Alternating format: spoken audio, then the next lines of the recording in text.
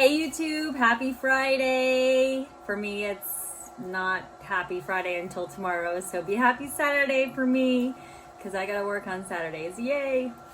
But I wanted to make this video specifically about vitamin D deficiency and Hashimoto's syndrome, which is a autoimmune condition that causes hypothyroidism.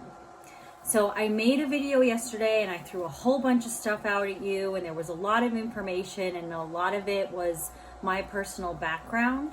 So I kind of already knew in my head what was going on, but maybe it was a little too much too fast and not enough information for someone to really understand what was going on. So in today's video, I want to specifically concentrate on vitamin D deficiency and Hashimoto's syndrome. So as I said, Hashimoto's is an autoimmune disorder. So that means, as you probably know from other autoimmune disorders such as rheumatoid arthritis, the body's immune system is overactive and it attacks certain parts of the body.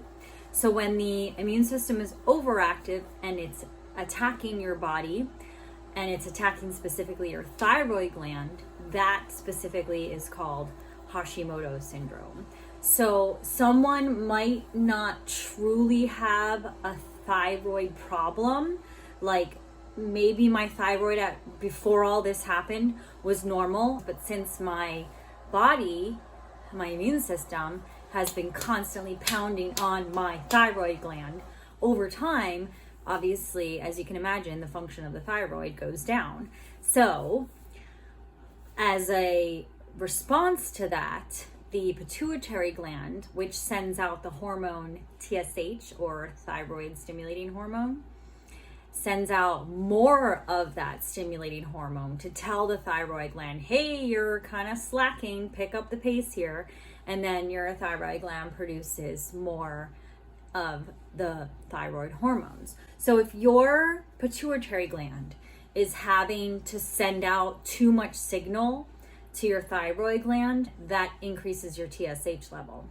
So most doctors use the TSH level as kind of an indicator that there's something going on with your thyroid, that you're not producing enough thyroid. So a lot of people with hypothyroid, they could have a normal TSH and their circulating thyroid are low. So that is true hypothyroidism.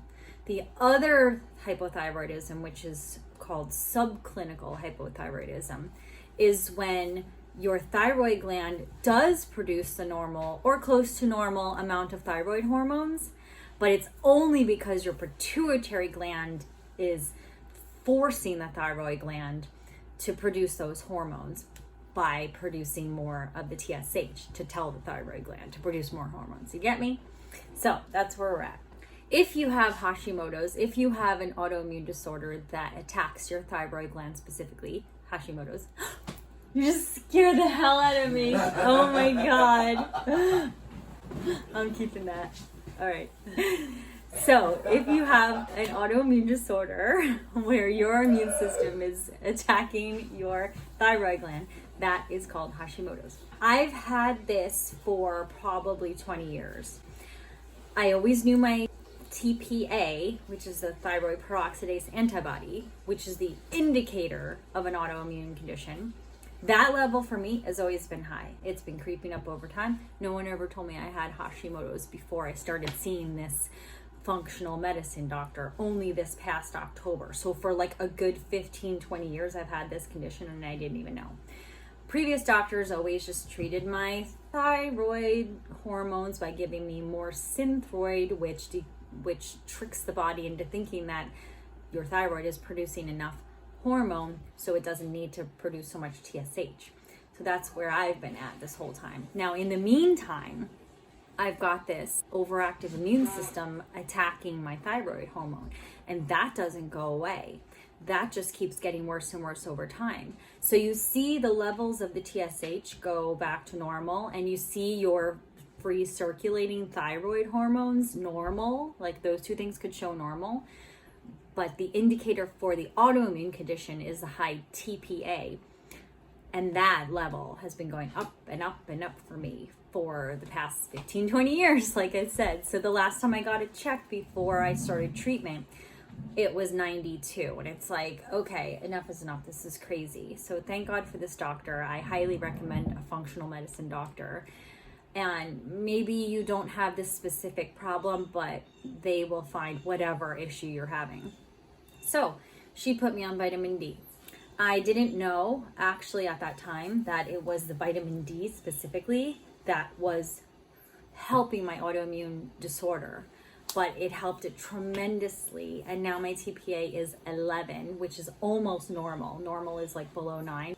I wanted to give a little bit of factual information here. There was a study done in Dyspepsia, Turkey that tested vitamin D treatment in patients with Hashimoto's Thyroiditis. The conclusion of their study, increasing the levels of vitamin D in patients who were vitamin D deficient, decreased the development of hypothyroidism.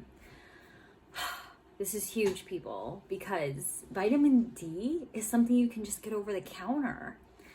It's so readily available. And it's not a prescription medication. It's not a controlled substance.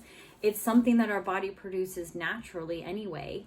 And we can get it at the pharmacy. It's like amazing that this can cure the autoimmune condition. It can cure your hypothyroidism.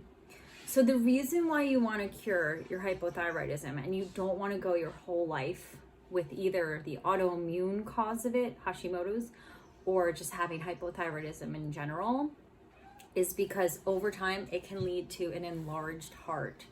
Are you freaking kidding me?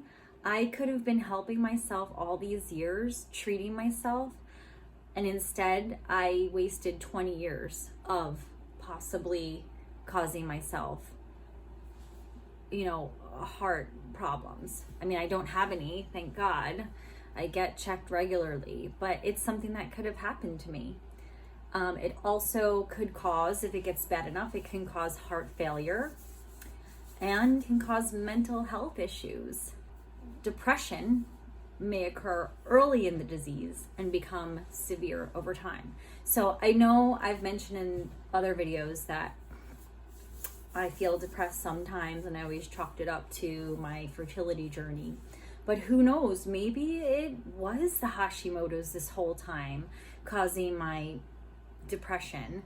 And now that my vitamin D is 92 and my TPA is 11 and I'm almost, home run free of this disease, I feel way better, So this is not a coincidence. Like, this is real stuff here. In this study in Turkey, studied 75 patients with Hashimoto's and 43 healthy people. They gave everybody a huge dose of vitamin D in international units once a week.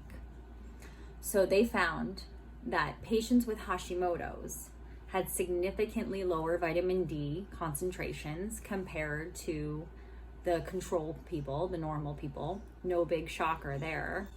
Also in this study, they found that the thyroid autoantibodies were significantly decreased by vitamin D replacement treatment in the patients with Hashimoto's. Like, this is crazy. This is real stuff, you guys. It's amazing. So this is a very serious disease.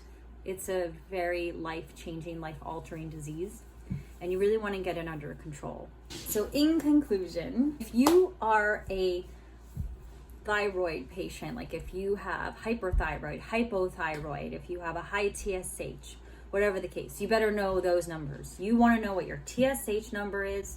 You want to know what your T3 and T4, T3 reverse numbers are. And most importantly, you want to know what your TPA is. That's thyroid peroxidase antibody. That's the most important number because that's going to tell you whether or not you have the autoimmune condition, Hashimoto's, which causes the hypothyroidism. Then you know how to treat it. So if it turns out that your TPA is elevated above 9, then take vitamin D supplement every day. So I hope this video helped you. Please leave your stories in the comments. I would love to hear from you. If you have any questions, please let me know. I will do my best to answer. And if you like this video and you found it helpful, please share it with your friends and family, anybody that you think might benefit from this information. And please like and subscribe. I'll see you soon. Happy weekend.